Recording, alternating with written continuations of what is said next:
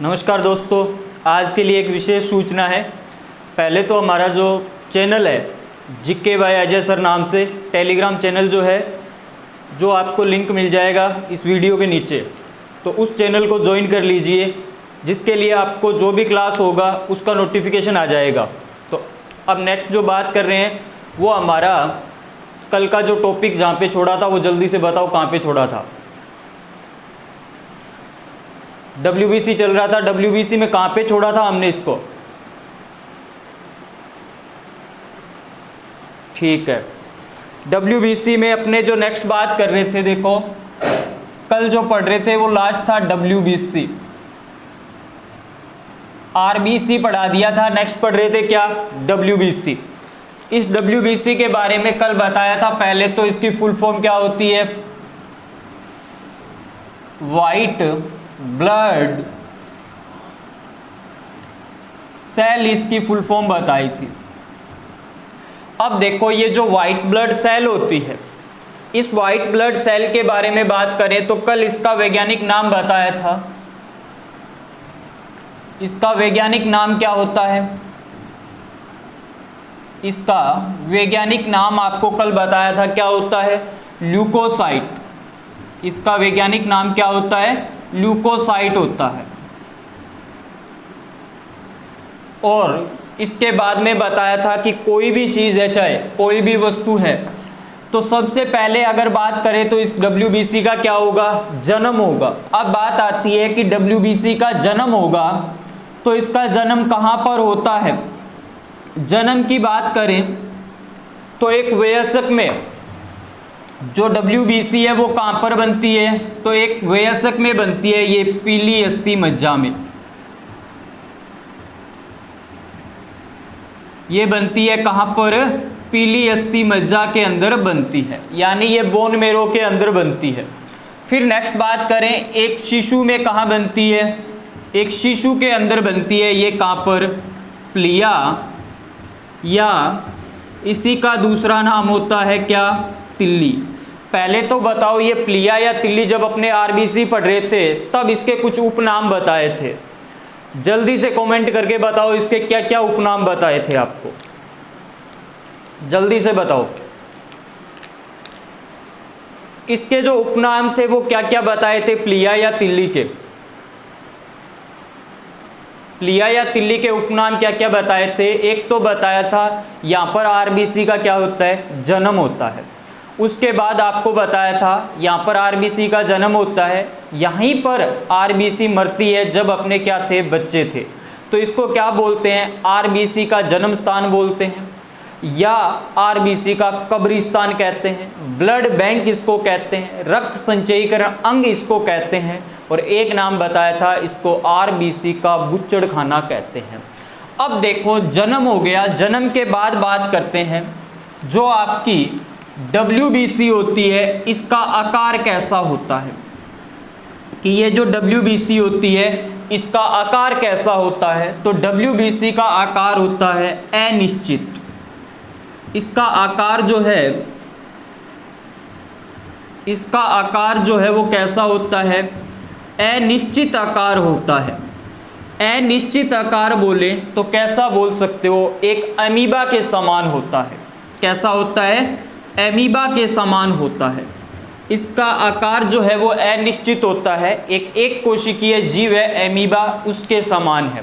अब उसके समान कैसे हैं कि ये जो है ना अपने आकार को समय के अनुसार परिवर्तित करते रहते हैं। ये जो अमीबा होता है ये कुछ पहले इस तरह से दिखेगा आपको, थोड़े टाइम बाद आप देखोगे तो ये अपना आकार चेंज करके कुछ इस तरह से कन्वर्ट हो जाएगा। तो क्या होता है? जो WBC है आपकी, उसका आकार जो है वो क्या होता है? अनिश्चित आकार होता है। नेक्स्ट बात करते हैं इनकी संख्या कितनी होती है। नेक्स्ट बात करते हैं इनकी संख्या कितनी होती है। तो जो आपकी WBC है इनकी संख्या कितनी रहती है? तो WBC की संख्या रहती है 6000 से 10,000 प्रति घन मिलीमीटर। 6000 से 10,000 प्रति घन मिलीमीटर, ये क्या रहती है? इसकी संख्या रहती है किसकी? WBC की। अब ये होगी क्या, संख्या। पहले तो जल्दी से कमेंट करके बताओ कि संख्या के आधार पर सबसे ज़्यादा कौन सी रक्त कणिका होती है, और आकार के आधार पर सबसे बड़ी कौन सी होती है, और आकार के आधार पर सबसे छोटी कौन सी होती है। जल्दी से बताओ, जल्दी से बताओ कि संख्या के आधार पर सबसे ज़्यादा कौन सी होती है, सबसे कम कौन सी रक्त कणिका होती है, आकार के आधार पर सबसे बड़ी कौन सी होती है, और सबसे छोटी कौन सी होती है। तो देखो, अगर मैं आपसे पूछूं, कल पिछली क्लास में भी मैंने आपको बताया था कि संख्या के आधार पर आपको क्या क्रम ध्यान में रखना है। संख्या के आधार पर क्रम ध्यान में रखना है कि सबसे ज्यादा आरबीसी होती है। संख्या में सबसे ज्यादा क्या होती है, आरबीसी होती है। आरबीसी से कम क्या होती है, प्लेटलेट्स होती है। इससे कम क्या होगी, तो इससे कम आपकी होगी क्या, डब्ल्यूबीसी। क्या होगी, डब्ल्यूबीसी। अब नेक्स्ट बात करते हैं आकार के आधार पर। नेक्स्ट बात करते हैं किसके आधार पर, आकार के आधार पर। आकार के आधार पर बात करें तो मैंने कहा था ये जो क्रम है वो उल्टा लिख देना। आकार में सबसे बड़ी कौन सी हो जाएगी, डब्ल्यूबीसी। आकार में सबसे बड़ी कौन सी हो जाएगी, डब्ल्यूबीसी। इससे कम कौन सी होगी, प्लेटलेट्स। और इससे कम क्या हो जाएगी, आरबीसी। इससे कम कौन सी हो जाएगी, आरबीसी हो जाएगी। ये क्रम मैंने आपको पिछली क्लास में भी बताया था, आज फिर बता रहा हूं। यही क्रम आपको ध्यान में रखना है। जब आपसे पूछे संख्या में सबसे ज्यादा कौन सी रक्त कणिका होती है, तब ध्यान रखना कौन सी होती है, आरबीसी सबसे ज्यादा होती है। सबसे कम कौन सी होती है, डब्ल्यूबीसी होती है। सबसे कम कौन सी होती है, डब्ल्यूबीसी होती है। आकार संख्या के आधार पर तो सबसे ज्यादा आपकी आरबीसी है, और सबसे कम कौन सी है, डब्ल्यूबीसी। जब बात आए किसकी, आकार की बात आए, तब क्या करना है, इसको उल्टा लिखना शुरू कर देना है। उल्टा बोले तो इधर से शुरू कर दो। पहले सबसे क्या आ जाएगी, डब्ल्यूबीसी। प्लेटलेट्स जो है वो मध्यम में ही रहेगी। सबसे अंत में क्या आ जाएगी, आरबीसी आ जाएगी। यानी आकार के आधार पर सबसे बड़ी कौन सी होती है, डब्ल्यूबीसी होती है, और सबसे छोटी कौन सी होती है, आरबीसी होती है। कौन सी होती है, आरबीसी होती है। तो जल्दी से इसका स्क्रीनशॉट लो, फिर नेक्स्ट अपने आगे बढ़ते हैं।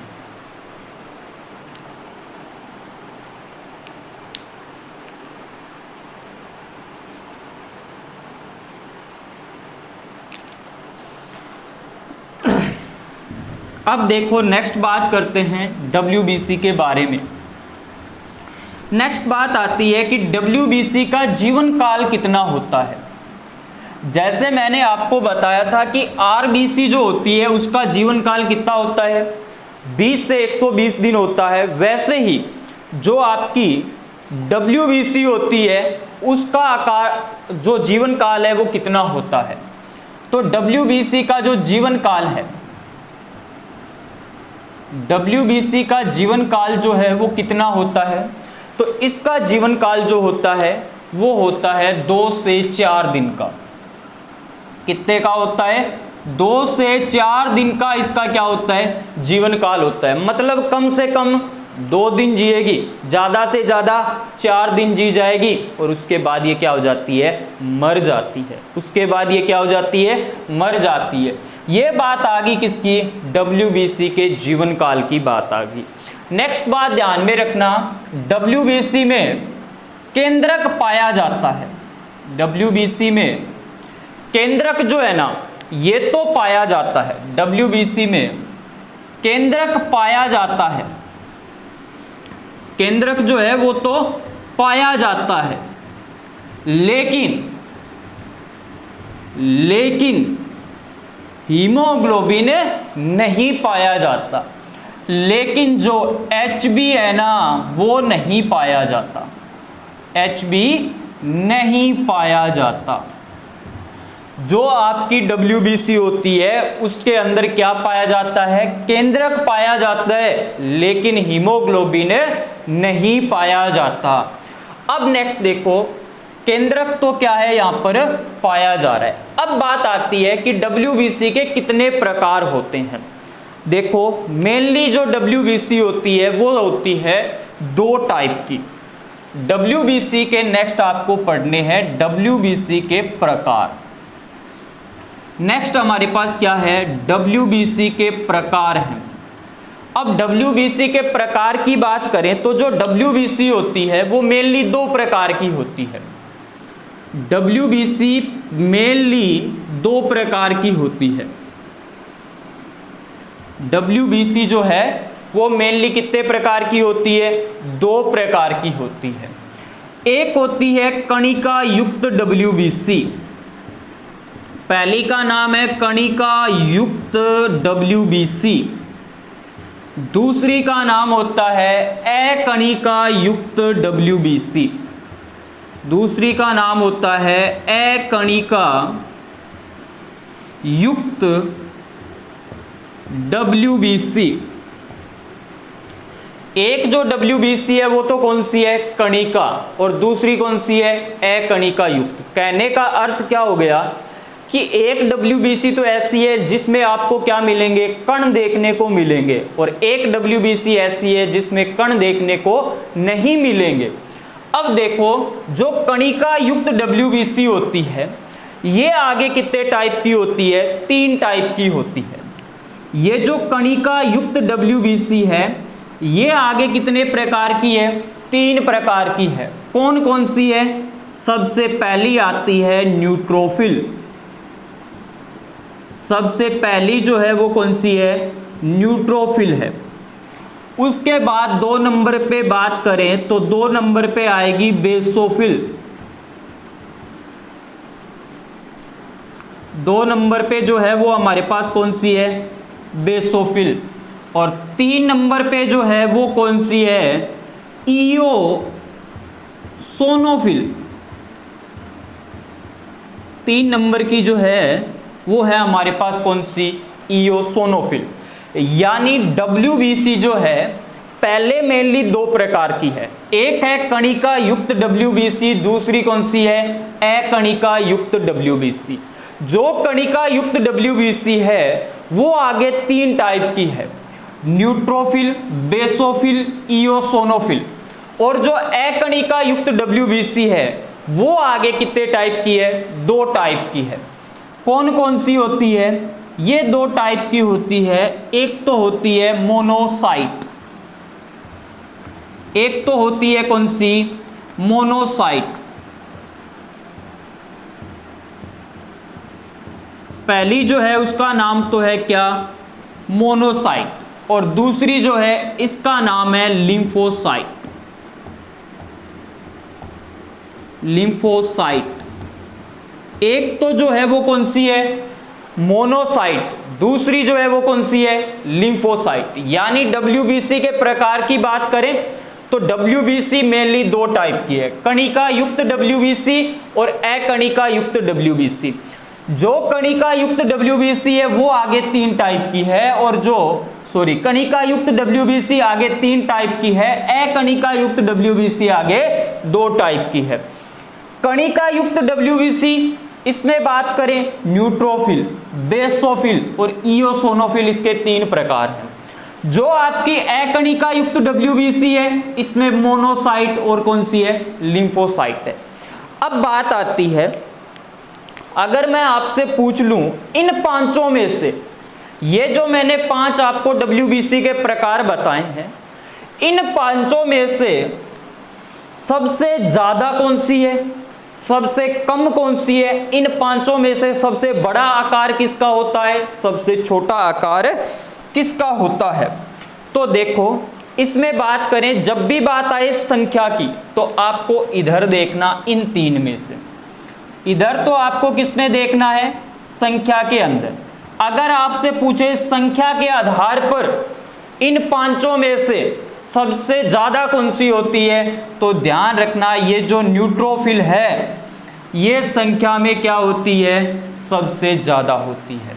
ये संख्या में क्या है, सर्वाधिक है। ये संख्या में क्या होती है, सर्वाधिक होती है।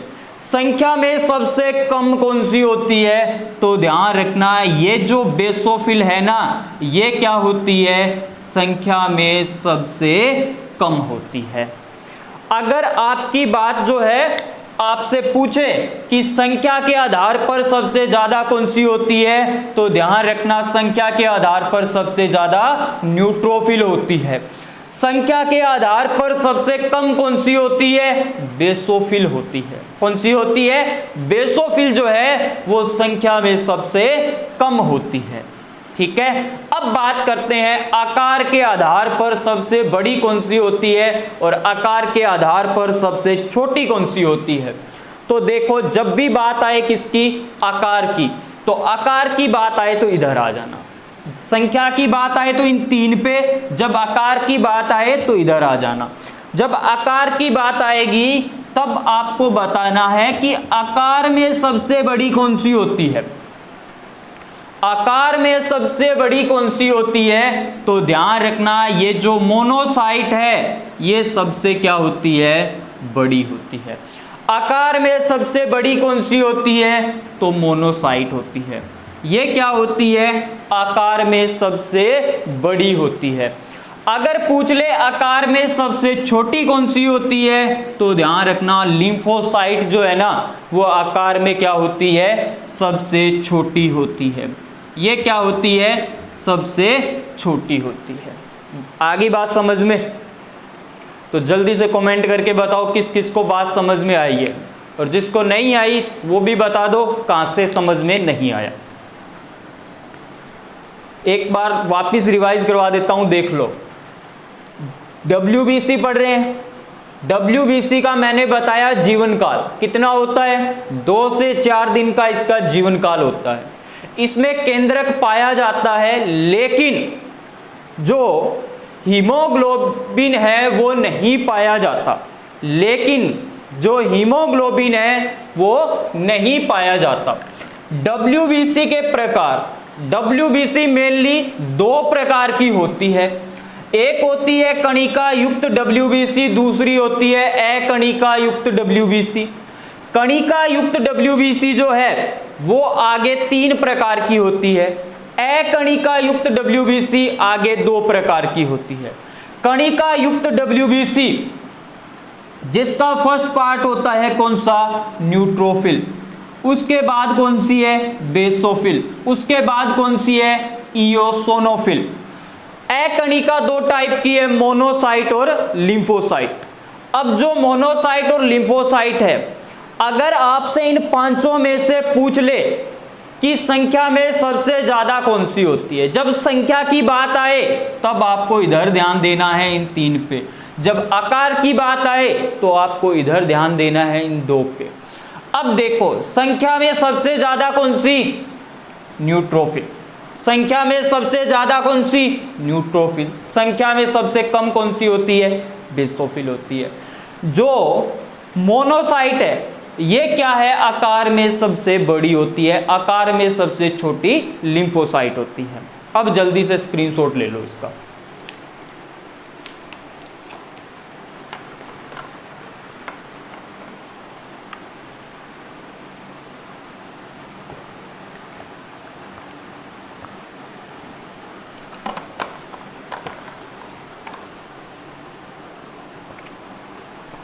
जल्दी से स्क्रीनशॉट लो, फिर आगे बढ़ते हैं इसमें। अब देखो, नेक्स्ट बात करते हैं WBC से संबंधित बीमारियां कौन कौन सी है। अगर WBC की संख्या बढ़ जाए तो क्या हो जाएगा, अगर WBC की संख्या कम हो जाए तो क्या हो जाएगा। तो नेक्स्ट बात करते हैं, WBC की संख्या बढ़ जाए तब क्या होगा, WBC की संख्या कम हो जाए तो क्या होगा। इससे पहले थोड़ी सी बात करते हैं कि WBC का काम क्या होता है। इससे पहले थोड़ा सा बता देता हूं WBC क्या काम करती है। देखो, जो WBC होती है ना, इस WBC का काम क्या होता है? तो WBC का काम होता है रोग प्रतिरोधक क्षमता प्रदान करना, मतलब रोगों से लड़ने की क्षमता प्रदान कौन करती है? तो आप कहोगे WBC करती है। हमारे अंदर रोगों से लड़ने की क्षमता हमें कौन देती है? तो WBC देती है। तो आपको इसका काम क्या होता है? तो आपको ध्यान रखना है रोग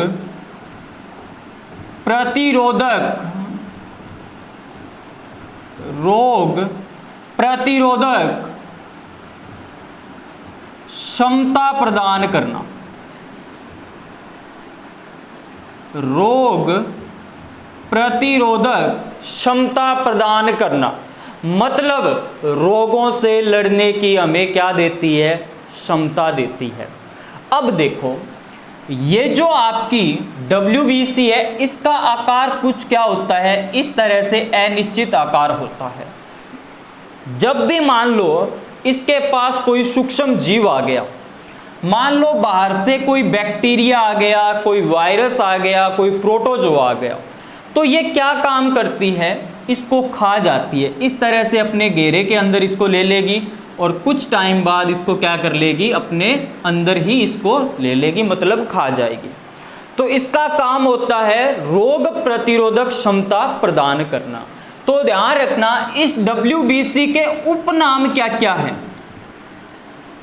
इस WBC के उपनाम क्या क्या है? इसको किस किस नाम से जानते हैं?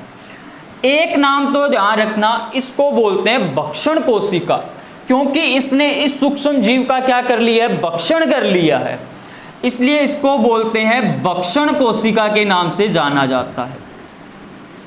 इसको बोलते हैं भक्षण कोशिका। नेक्स्ट नाम ध्यान रखना, इसको और किस नाम से जानते हैं? नेक्स्ट इसको बोलते हैं शरीर के सैनिक। शरीर के सैनिक या इसको क्या बोलते हैं? शरीर के सिपाही कहा जाता है। या तो इसको बोलते हैं शरीर के सैनिक या क्या बोलते हैं? शरीर के सिपाही कहा जाता है। क्यों? क्योंकि देखो, हमारी रक्षा कौन करते हैं? या तो सैनिक करते हैं या सिपाही करते हैं। वैसे ही ये क्या करती है? हमारे शरीर की रक्षा करती है, इसलिए इनको बोलते हैं शरीर के सैनिक या शरीर के सिपाही कहा जाता है। 3 नंबर पे याद रखना, इनको बोलते हैं बॉडीगार्ड कोशिका। बॉडीगार्ड कोशिका इनको कहा जाता है। इनको 3 नंबर पे ध्यान रखना, क्या बोलते हैं? बॉडीगार्ड कोशिका कहा जाता है। ये 3 इसके क्या है? उपनाम है। इनमें से कोई ना कोई एक जरूर पूछ लिया जाता है। तो मोस्ट इंपॉर्टेंट है ये वाला कि शरीर के सैनिक या शरीर के सिपाही किसको कहा जाता है। तो ध्यान में रखना, शरीर के सैनिक या शरीर के सिपाही किसको बोलते हैं? WBC को कहा जाता है। ठीक है, जल्दी से लो इसका स्क्रीनशॉट, फिर आगे चलते हैं।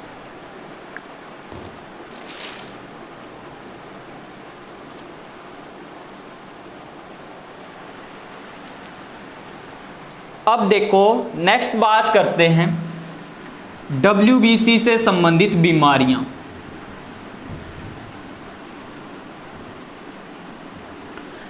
WBC से संबंधित बीमारियां कौन कौन सी होती हैं? कौन कौन सी बीमारियां जो है वो WBC से संबंधित होती है? बीमारियों में बात करें तो पहली बीमारी की बात आती है कि जब WBC की संख्या कम हो जाए तो उसको क्या कहते हैं? जब WBC की संख्या कम हो जाए, WBC की कमी हो जाए, तब इसको क्या बोलते हैं? जब WBC की कमी हो जाए तो इसको कहा जाता है ल्यूकोपीनिया। ल्यूकोपीनिया कहा जाता है। इसको क्या बोलते हैं? ल्यूकोपीनिया कहा जाता है। कब? जब WBC की संख्या में क्या हो जाए? कमी हो जाए, तो इसको बोलते हैं ल्यूकोपीनिया कहा जाता है। जब WBC की संख्या में वृद्धि हो जाए, दूसरी बीमारी जो है जब WBC की संख्या में अगर वृद्धि हो जाए तब इस बीमारी का क्या नाम होता है? जब WBC की संख्या में वृद्धि हो जाए तब इस बीमारी का नाम होता है ल्यूकेमिया। ल्यूकेमिया, तब उस बीमारी का नाम क्या होता है? ल्यूकेमिया। अब देखो, जो ल्यूकेमिया ही होती है ना, यही आगे चलकर जन्म देती है किसको? ब्लड कैंसर को जन्म देती है। यही आगे चलकर क्या बनाती है? रक्त कैंसर बनाती है। कौन है? तो ल्यूकेमिया। अब कहोगे सर ऐसे कैसे बात कर रहे हो? आपने बोला कि WBC की संख्या में वृद्धि हो रही है, तो हमारी क्या होनी चाहिए? रोगों से लड़ने की जो क्षमता है वो ज़्यादा होनी चाहिए। लेकिन आप तो ये बोल रहे हो कि इसकी वजह से हमें क्या होगा? ल्यूकेमिया होगा, और ल्यूकेमिया आगे चलकर क्या बनेगा? ब्लड कैंसर का कारण बनेगा। तो सुनो, होता क्या है कि जब WBC की संख्या में क्या हो जाए? वृद्धि हो जाए, तब क्या होता है कि जो मोनोसाइट है WBC का प्रकार, वो लिम्फोसाइट को खा जाएगा। जो लिम्फोसाइट है वो न्यूट्रोफिल को, जो न्यूट्रोफिल है वो बेसोफिल को खा जाएगा। तो WBC जो है वो आपस में एक दूसरे को खाना शुरू कर देगी, और जब ये एक दूसरे को खा जाएगी तो खाने के बाद इनसे क्या बनेगा? मल बनेगा, और जो मल होगा ना वो क्या हो जाएगा? हमारे ब्लड के अंदर जम जाएगा, इकट्ठा हो जाएगा, और उसके बाद उसकी एक गांठ बन जाएगी हमारे ब्लड के अंदर, और उसी को क्या बोलते हैं? ब्लड कैंसर कहते हैं। तो देखो, ये जो ल्यूकेमिया जो है यही आगे चलकर किसको जन्म देता है? ब्लड कैंसर को जन्म देता है। अब थोड़ी सी बात करते हैं कैंसर के बारे में। देखो, कैंसर के बारे में अगर बात करें, कैंसर होता क्या है? एक प्रकार की ट्यूमर ही होती है, एक गांठ ही होती है जिसको कैंसर नाम देते हैं। ठीक है, अब इस कैंसर की बात करें तो जो कैंसर होता है ना, इसके अंदर जो गांठ बनती है, ये जो कैंसर होता है इसके अंदर जो गांठ बनती है या जो ट्यूमर बनती है वो दो टाइप की होती है। गांठ बोल सकते हो आम भाषा में, या बोल सकते हो ट्यूमर। ये जो कैंसर होता है इसके अंदर जो गांठ या जो ट्यूमर बनती है ये दो टाइप की होती है। अब दो टाइप की कैसे होती है तो सुनो, दो टाइप की ट्यूमर जो होती है इसमें एक ट्यूमर तो ऐसी होती है जो एक स्थान पे स्थिर रहती है, मतलब जहां पर है वहीं पर ही रहेगी। एक ट्यूमर ऐसी होती है जो अस्थिर होती है, मतलब घूमती फिरती रहती है। तो इसके अंदर जो कैंसर जो होता है इसमें दो टाइप की ट्यूमर बनती है। एक ट्यूमर तो ऐसी होती है जो एक स्थान पर क्या है? स्थिर है। एक स्थान पर क्या है? स्थिर है। दो नंबर पे बात करें तो यहां पर वो ट्यूमर बनती है जो अस्थिर है। जो क्या होती है? अस्थिर होती है। तो ब्लड के अंदर जो ट्यूमर होती है ना, उसी के हिसाब से जो कैंसर जो है ना, इसको दो भागों में बांटा गया है। एक ऐसी ट्यूमर बनेगी जो स्थिर होगी, एक ट्यूमर ऐसी बनेगी जो क्या होगी? अस्थिर होगी। अब जो स्थिर ट्यूमर होगी, इस स्थिर ट्यूमर की बात करें तो देखो, स्थिर और अस्थिर में क्या है? एक कैंसर को छोड़ दो, बाकी सारे के सारे कैंसर आते हैं स्थिर ट्यूमर के अंदर। एक कैंसर जो होता है वो आता है अस्थिर ट्यूमर के अंदर। वो कौन सा होता है? Blood cancer. ब्लड कैंसर जो होता है वो एक ही ऐसा कैंसर है जो किस में आएगा? अस्थिर ट्यूमर के अंदर आएगा। बाकी सारे के सारे कैंसर जो हैं, चाहे मस्तिष्क का कैंसर है, चाहे फेफड़ों का कैंसर है, चाहे यकृत का है, तो ये बाकी जो सारे के सारे कैंसर हैं वो किस में आते हैं? स्थिर ट्यूमर में आते हैं। किस में आते हैं? स्थिर ट्यूमर के अंदर आते हैं। चाहे मस्तिष्क का कैंसर है, चाहे मस्तिष्क का कैंसर है, चाहे फेफड़ों का कैंसर है, लंग्स का कैंसर है,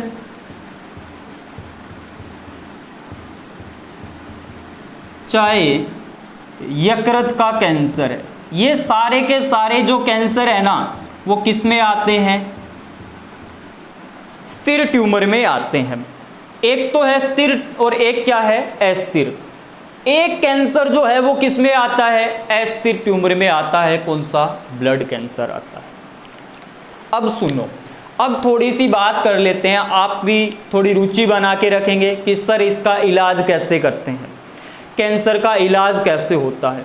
तो देखो, इन दोनों का इलाज जो है, स्थिर ट्यूमर का और अस्थिर ट्यूमर का इलाज अलग अलग होता है। अलग अलग कैसे होता है? तो सुनो, जो स्थिर ट्यूमर होती है ना, इसका इलाज किया जाता है कीमोथेरेपी या रेडियोथेरेपी के द्वारा। इसका जो उपचार होता है स्थिर ट्यूमर का, इसका उपचार किया जाता है, इसका जो उपचार होगा वो किसके द्वारा किया जाता है? कीमोथेरेपी, कीमोथेरेपी या रेडियोथेरेपी के द्वारा इसका उपचार किया जाता है। कीमोथेरेपी या रेडियोथेरेपी के द्वारा इसका उपचार किया जाता है। अब इसमें ऐसा क्या होता है कि इसमें होता यह है कि इसमें ट्यूमर जो है वो एक स्थान पर क्या है? फिक्स है। लेकिन यहां पर जो आपकी ट्यूमर है वो एक स्थान पे फिक्स नहीं है। ब्लड कैंसर में क्या होता है कि कुछ समय पहले आपके मस्तिष्क में दर्द है, थोड़ी देर बाद आपके पैर में दर्द हो जाएगा, थोड़ी देर बाद आपके फेफड़ों में दर्द हो जाएगा। तो इस तरह से ये ट्यूमर जो है ना वो चलती ही रहती है, एक स्थान पे फिक्स नहीं रहती। अब देखो, ये जो स्थिर ट्यूमर है इसका उपचार करते हैं किसके द्वारा? कीमोथेरेपी या रेडियोथेरेपी। अब इसमें क्या करते हैं? तो देखो, इस तरह से मान लो कोई ट्यूमर बनी हुई है, इसके ऊपर क्या करते हैं? उच्च वेव की किरणें गिराई जाती है, उच्च आवृत्ति की किरणें गिराई जाती है, और वो किरणें बहुत ही ज़्यादा आवृत्ति की होती हैं।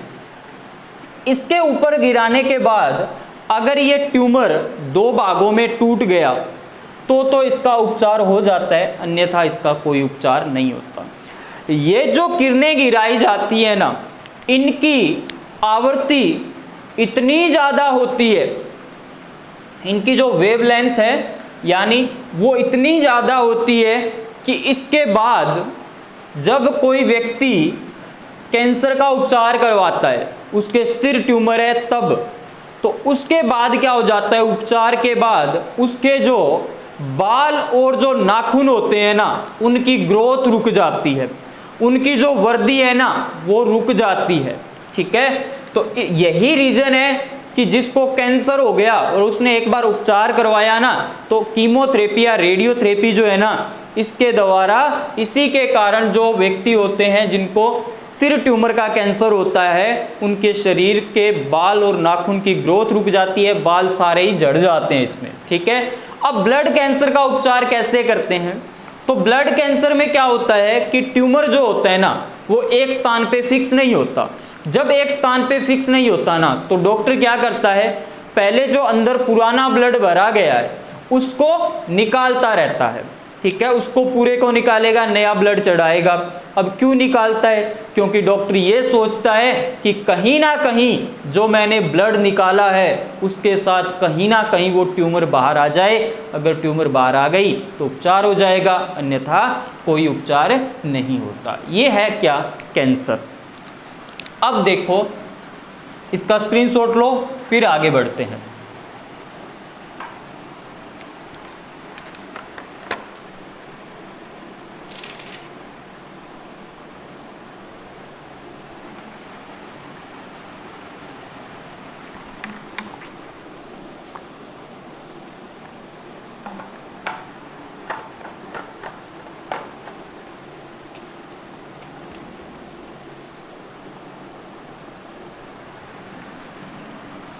अब देखो, नेक्स्ट आपको क्या ध्यान रखना है कि जो ब्लड कैंसर होता है ना, ब्लड कैंसर के अंदर WBC के प्रकार मोनोसाइट की संख्या अधिक हो जाती है। WBC के प्रकार मोनोसाइट की संख्या अधिक हो जाती है। आपको ध्यान में ये रखना है, एक पॉइंट तो फर्स्ट पॉइंट तो ये ध्यान में रखना है कि रक्त कैंसर जो होता है, रक्त कैंसर में WBC के प्रकार मोनोसाइट की संख्या अधिक हो जाती है। WBC के प्रकार मोनोसाइट की संख्या अधिक हो जाती है। WBC के प्रकार मोनोसाइट की संख्या जो है वो अधिक हो जाती है। ये पॉइंट आपको ध्यान में रखना है। एक पॉइंट तो ये ध्यान रखना है कि रक्त कैंसर या ब्लड कैंसर के अंदर WBC के प्रकार मोनोसाइट की संख्या जो है वो अधिक हो जाती है। नेक्स्ट 2 नंबर पॉइंट ध्यान रखना है, एड्स जो है सभी ने सुना है, नाम सभी ने सुना है। एड्स का बचावी उपचार है। एड्स के अंदर, एड्स रोग में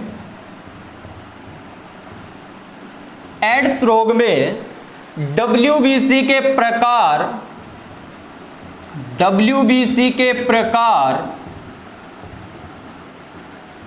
लिम्फोसाइट की संख्या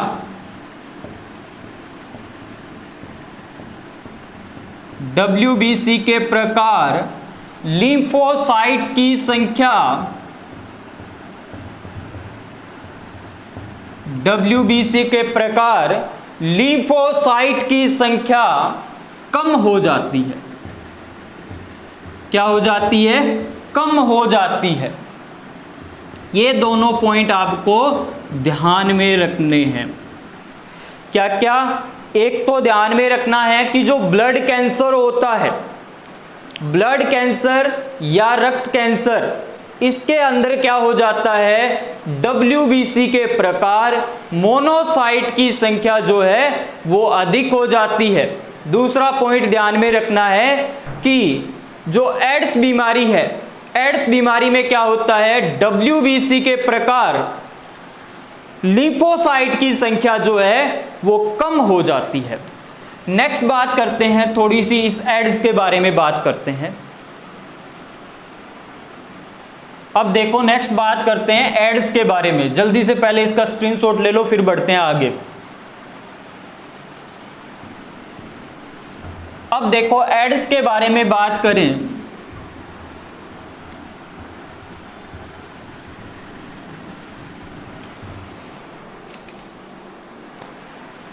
एड्स के बारे में नेक्स्ट पढ़ना है। थोड़ा सा बात कर लेते हैं एड्स के बारे में कि एड्स क्या है।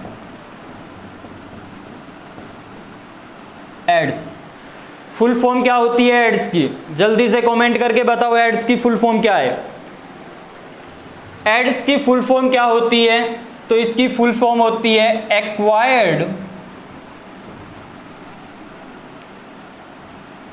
Acquired immuno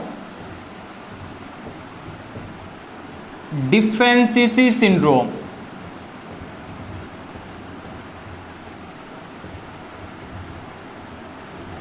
acquired immuno deficiency syndrome, ये इसकी क्या है? फुल फॉर्म है। अब देखो जो एड्स होता है, पहली बात तो ध्यान में रखना, जब किसी भी बीमारी के पीछे आपको सिंड्रोम लिखा हुआ मिले तब समझ जाना उस व्यक्ति के अंदर एक बीमारी नहीं है, एक साथ कई बीमारियां हो जाती है, तब उस बीमारी के पीछे लगता है क्या? सिंड्रोम। सिंड्रोम का मतलब होता है कि व्यक्ति को एक बीमारी नहीं है, एक साथ कई बीमारियां हो जाए तो बीमारी के पीछे क्या लगता है? सिंड्रोम लगता है। अब देखो इसका वायरस, एड्स जो है एक वायरस जनित बीमारी है। इसका वायरस सभी को पता है कौन सा होता है? HIV वायरस होता है। इसका वायरस जो है कौन सा है? HIV। ये जो वायरस है इसके द्वारा क्या होता है, एड्स होता है। वायरस जो है वो कौन सा है, HIV वायरस है। अब थोड़ी सी बात कर लें कि एड्स जो है विश्व में सबसे पहले कहाँ आया था। विश्व में ये देखा गया था 1981 के अंदर USA के अंदर। विश्व में ये सबसे पहले आया था 1981 के अंदर USA के अंदर। इसके 5 साल बाद 1986 के अंदर ये पहुंच गया था भारत के अंदर। और भारत में कहाँ आया था, केरल के अंदर सर्वप्रथम आया था। अब बात कर लेते हैं इसका ये फैलता कैसे है, इसके वाहक क्या क्या हैं, इसके वाहक क्या क्या है। तो वाहक की बात करें तो सबसे पहले ये एक मां से बच्चे में जा सकता है, मां से बच्चे में जा सकता है। उसके बाद नेक्स्ट बात करें तो संक्रमित सुई से फैलता है। ये मां से बच्चे में जा सकता है, संक्रमित सुई से जाता है। नेक्स्ट, रक्त से रक्त का मिलना। रक्त का मिलना मतलब क्या हुआ कि मान लो मेरे अंदर HIV वायरस था, मैंने किसी को ब्लड दिया तो उसके अंदर भी HIV वायरस जो है वो जाएगा ही जाएगा। नेक्स्ट 4 नंबर पॉइंट, इसका वाहक क्या है तो लैंगिक संपर्क। चौथा पॉइंट जो है वो क्या है, लैंगिक संपर्क। किसी के साथ सेक्सुअल कांटेक्ट बना रहे हैं, अगर एक में है तो दूसरे के अंदर ये जाएगा ही जाएगा। तो इसका चौथा पॉइंट जो है ये सेक्सुअल कांटेक्ट के द्वारा ही फैलता है। ठीक है, तो ये बात होगी किसके बारे में, एड्स के बारे में। अगर एड्स का टेस्ट पूछ ले कि कौन सा टेस्ट लगाया जाता है तो ध्यान में रखना इसका जो टेस्ट है वो कई बार पूछा गया है। एलिसा टेस्ट इसके जांच के लिए लगाया जाता है। ठीक है, ये हो गया अपना क्या, WBC। बाकी बात जो है नेक्स्ट क्लास में करेंगे।